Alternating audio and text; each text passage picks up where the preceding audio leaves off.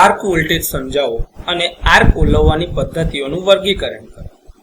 તો આકૃતિમાં તમે જોઈ શકતા હોય તો આર્ક વોલ્ટેજ અને આર્ક કરંટ વચ્ચેનો એક સંબંધ છે. જો અહીંયા તમે જોતા હોય તો આ તમારો શોર્ટ સર્કિટ ટાઈમનો કરંટ જેને આર્ક કરંટ આપણે કહી રહ્યા છે. આ આર્ક કરંટ આ સેમ ફેઝમાં છે. એની જોડે તમે જોતા તો જો આર્ક વોલ્ટેજ પણ એ જ ફેઝમાં છે, એટલે કે બંનેના ઝીરો ક્રોસિંગ જે છે ને એક સાથે સાથે ચાલી રહ્યા છે, એટલે કે બંને એક સાથે સેમ ફેઝમાં છે. આર્ક વોલ્ટેજ જો અગર તમારે ગણવું હોય તો એના માટેનું સૂત્ર છે E સબસ્ક્રિપ્ટમાં A, એટલે કે EMF of arc is equals to A વત્તા B ઇન્ટુ L ના છેદમાં √I, જ્યાં A અને B બંને અચળાંકો છે. EA એટલે આર્કના વોલ્ટેજ છે, L એ તમારા આર્કની લંબાઈ એટલે કે લેન્થ ઓફ ધી આર્ક કહેવાય, અને I એટલે કે આર્કનો કરંટ છે.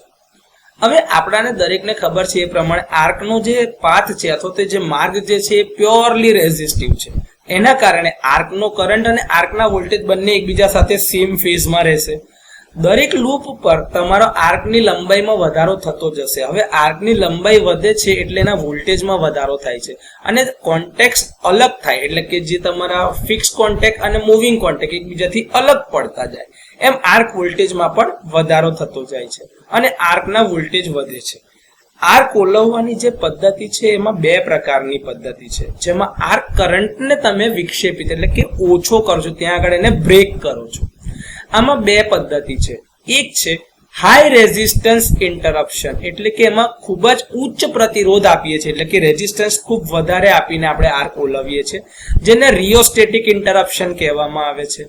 અને બીજી પદ્ધતિ છે લો રેઝિસ્ટન્સ ઇન્ટરપ્શન, એટલે કે કરંટ ઝીરો ઇન્ટરપ્શન, કે જ્યાં રેઝિસ્ટન્સ એકદમ ઓછો એટલે કરંટ આપણે ઝીરો કરીને ત્યાં આગળ જ આપણે આર્કને ઓલવવાની કોશિશ કરીએ છીએ.